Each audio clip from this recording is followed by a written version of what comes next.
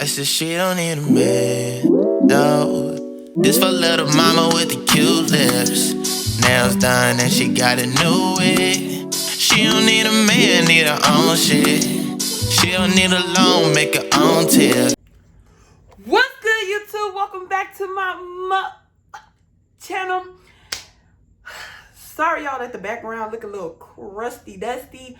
I'm doing laundry right now. I'm trying to clean up. We got a lot of stuff going on this weekend.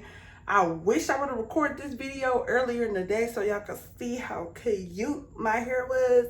Now it's kind of a little bit fluffy at the top and stuff. Everything they got worn out, but a bit still cute. Stop playing. Anyways, don't forget to like, comment, subscribe, turn on your post notifications so you're notified every time I upload. And this is gonna be part 4 of the Storytime series that I was telling y'all about, the girl that got pregnant by my ex-boyfriend that I cheated on, and he cheated on me right back. So this is gonna be part 4 of that. We finally gonna finish, and that's gonna be that. I know y'all been waiting. I know y'all been biting y'all fingernails on crackhead mode waiting for this part 4, so I'm gonna give it to you, baby. Don't forget to like. Don't forget to comment. Don't forget to subscribe. I know y'all subscribe, like I don't even gotta worry about it. But comment, it helps me out a lot. Like the video, it helps me out a lot. Little do you know, you watching it, you getting all this free juicy tea, but you not liking it. But you not liking it. Do me that solid. I'ma wait. Alright, let's get into the video. Yiddy. Alright, y'all. So, where did I leave off in part? Okay. Part 3, we left off Sarah's pregnant. We know Sarah's pregnant and all that, and she's on deployment. So, 9 months go by. Well, she's not pregnant. She had the baby, and we found out that the ex is the baby daddy. So, the whole deployment happens. It's a 9-month deployment. The whole deployment happens. I wasn't really talking to her like that when she was on deployment. Not that I was mad at her or anything. I just wasn't talking to her like that. I would hit her up time to time, see how she doing out there. She'll hit me up time to time. She made some accomplishment while she was out there, and told her I was proud of her, all that. So it was no hard feelings there. So fast forward, I believe they came back in the end of 2018, I believe. So they come back into 2018. Me and my best friend Kayla, we were so happy. We was like, oh, they came back. We greeted them. We went to the little deployment thing for when they come back. We went. We was like, oh, hey y'all, and you know, talking to everybody, blah blah blah blah. So let's fast forward to the beginning of 2019. So the beginning of 2019, I decided to make a well, it was the end of 2018 that I made the stupid decision. But 2018, 2019, I made a stupid decision, and it caused me to have to move out of the barracks unexpectedly, and I didn't have no place to go. Like, my first time was like, you gotta get out. You're gonna get BAH soon, so you need to get out. So I ain't gonna talk about the situation that I did that's really stupid. We'll talk about that at a later time. But yeah, did something stupid. I had to get out of the barracks, and I had nowhere to go. I was basically homeless. And all my other friends, they lived in the barracks, so it's not like I could just go live with them. My first arm was still no. So Sarah was my only friend that I knew that lived off post. So I called her and I was like, yeah, the first time it's making me move out the barracks. I got nowhere to go, and I really just need somewhere to go. She was so loving, so open. She was like, yeah, you can come over here. Like, don't worry about it. Get all your stuff. I'm coming to help you. She came. She helped me. Her, my friend Kayla, and everybody, they helped me move my stuff out and move it to her house. Now, mind you, I had already been to Sarah's house a couple of times when she came back from deployment. And it was a really nice apartment. It was a 2-bedroom, 2.5 bath, real nice by the lake, real cute. Only thing is, when we would go in there, it would be like a lot of like fruit flies. So I thought that she just had like old fruit in there or something like that, because I know at my mama's house when we had old fruit that it would cause fruit flies, and all you gotta do is get rid of the old fruit and the flies will go away. So the saying, you never really know a person until you live with a person, is absolutely true.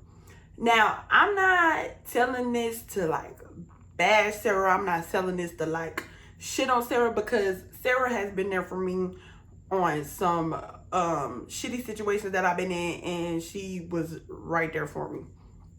But when I moved into the apartment, I was like, why is it all these fruit flies? So I'm a very like, I don't want to say OCD, but I'm a very, very clean person. Like, if something's out of place, I gotta fix it right in there. Like, I can't go to sleep if my room is like cluttered or like disgusting. I can't. You can even ask my roommate now. Like, I'm obsessive. I'm OD. I wouldn't say I have an OCD, but I am like too much at times.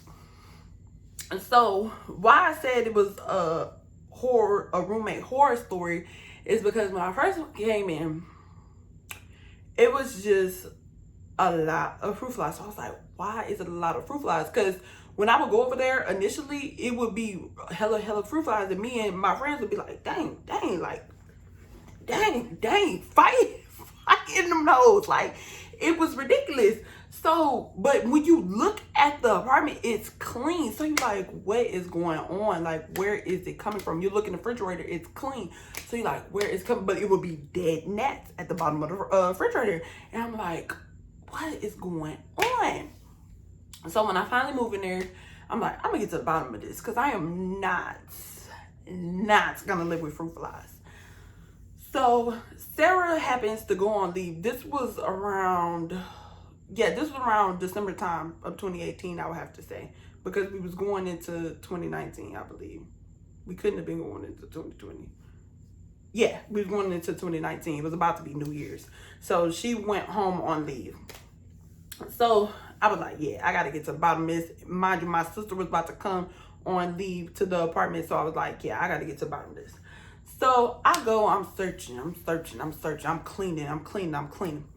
So then I go in the kitchen. I'm like, let me find the old fruit. Like, let me find what's making it like this.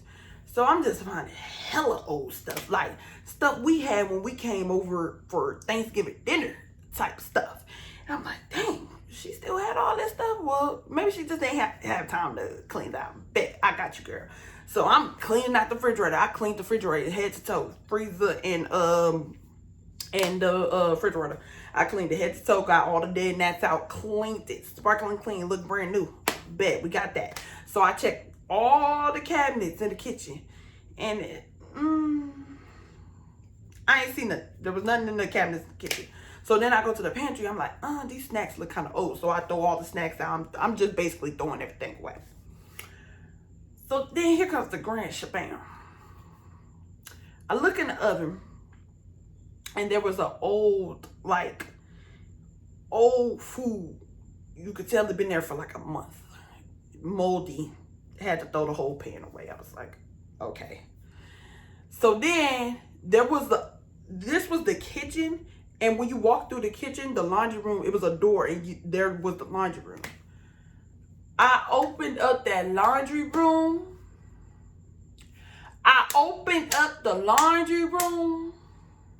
And there was bags and bags and bags and bags of trash. Trash on trash on trash on trash. Me and my best friend Kayla were literally we were so confused. We were so confused. We was like, well, maybe we was trying to give her the benefit of the doubt on everything. We was just like, well, maybe the dumpster is far and she just saved it in here for later. When I tell you it was at least like 15, 20 bags of trash in that closet, in that laundry room. Me and my best friend, Lord bless her heart, we just started taking the trash out. It's maggots, gnats just swarming around the trash, juices leaking from the trash. It was literally disgusting. I wanted to throw up. So We get all the bags, and mind you, the dumpster was really far. Until later on of living there, I realized that the dumpster was literally just right there, but you couldn't tell it was a dumpster. But we was going to the dumpster way in the middle of the apartment, so we piled it up on top of the car and we driving it down there. We took like 4, 5, 6 trips back and forth, taking all the trash out. So I'm thinking, oh my gosh, okay, we got the mother load. We got the mother load of the trash, and it's good. So I deep cleaned the laundry room, straightened everything else that was in there that's not worked on with like gear and stuff like that. Straightened all that up, and I'm like, okay, good. When I tell you the gnats started dwindling, when I tell you it was like, it wasn't even like one. It was literally you were swatting them bitches off of your face. That's how bad it was. So the gnats started dwindling. They started dwindling. She's still only for like a good 2 weeks. So my sister comes and she's like, dang. Now time come, my sister come in. I'd say she came like 2, 3 days later. She was like, dang, all these gnats, da da da. I was like, you should have been here a couple days ago. It was worse. It was worse.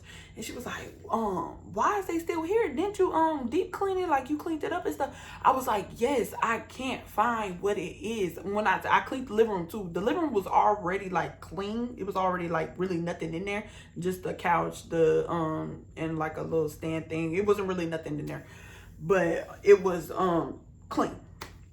So I was like, I really don't know. I'm talking to Boucher. I'm like, I really don't know what it could be.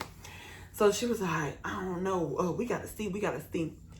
It was one in particular cabinet that I did not check.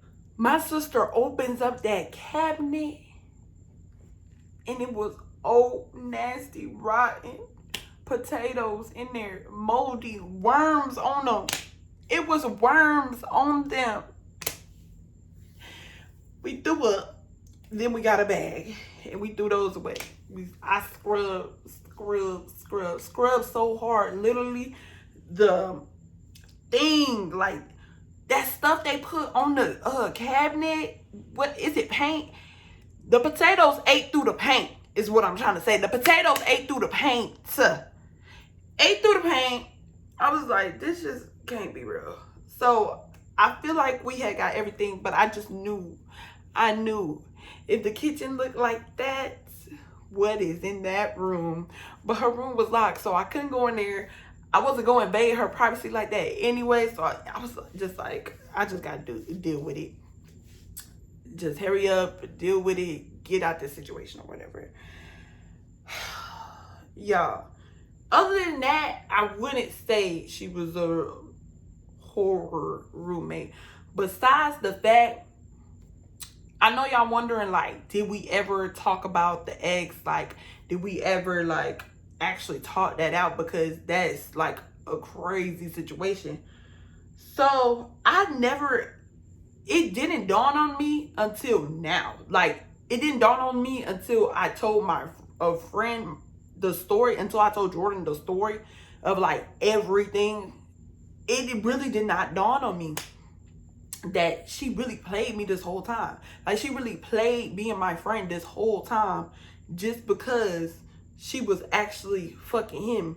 And so I would say a couple months of me living there and stuff like that, she comes back and we just talking. Like, we would just be talking, and she was like, oh yeah, I remember when we would be in Hawaii and your ex would be texting me and he'll be like, I just want to come up there, rub your belly and stuff like that. And it would just be so crazy because I would know you would be down there, but he would never like mention you and stuff like that.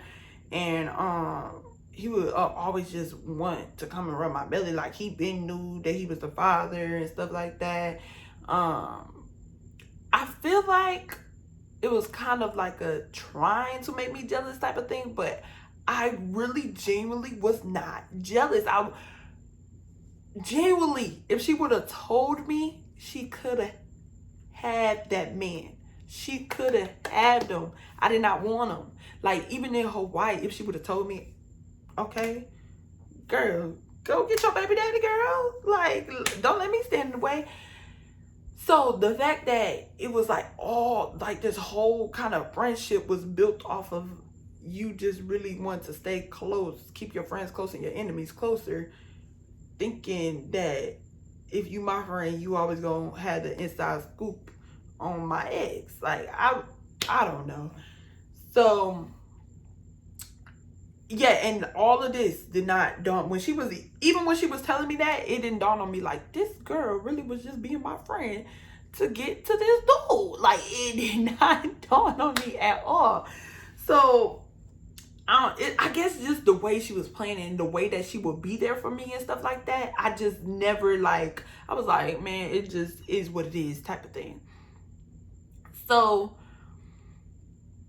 I would say we would be at the house. This is another thing. We would be at the house and he would have to come and get his son and stuff like that. Like, he lived in the same place as us. So he would come and get his son. He would drop his son off. So he would kind of like make smart remarks, I guess, to her and be like, oh, why you living with her? That's weird. Like, that's weird as hell. Y'all trying to act like y'all the best friends and all this and that. And just little stuff like that. And I'll be like, why is he so pressed? Like, what does us living together have to do with him? Like, what? And what is he would say, oh, I don't want her around my son. Boy, bad. Cause when Sarah had stuff to do or needed to run to the store real quick or stuff like that, I would be watching him. I would make sure he wasn't sick and stuff like that. So boy, bad. That just used to piss me off. But then it made me realize, like, you gotta be saying something to this man or talking about me in some type of way for him to just feel so comfortable to keep coming to you about our living situation and talking shit about me. So you gotta be saying something to him. So after that, child, it came around to now, and we just recently stopped being friends. Like, I would say for like 7-8 months ago, something like that. And we just recently stopped being friends because I just, like I said, I replayed the whole couple years in my mind, and I was just like, she is really fake. She is like really fake. It's other stuff that she did, like I can't really say that part because that's a whole nother ball game. Once it might be a part 5, but like way down the line. So cause it's certain stuff I can't say. But I just woke up. I woke up one day. She didn't even do nothing that specific day. But I woke up one day and I was just like, no. This is just not for me anymore. And yeah, I had been moved out. Like, before we even stopped being friends, I had already been moved out. Like, I would say I was only there for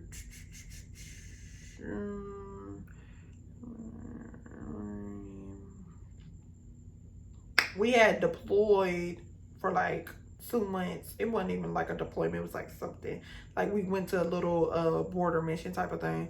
So for 2 months, and then when we came back, I moved out. So I was only there for like 3 months. So yeah, after that, moved out, moved in with my bitch Smith. Then after that, me, Smith, and Jordan got a place together. Then after that, now me and Jordan just live together.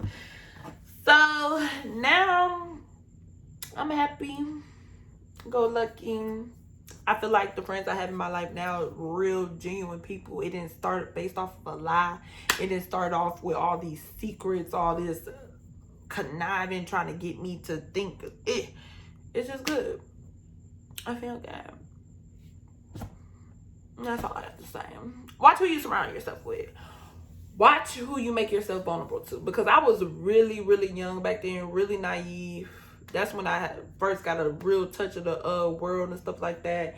So they really took advantage of me, and it was disgusting. But don't forget to like, comment, subscribe, turn on your post notifications so you're notified every time I post. I'm not playing. And yeah, I'll see y'all next time. You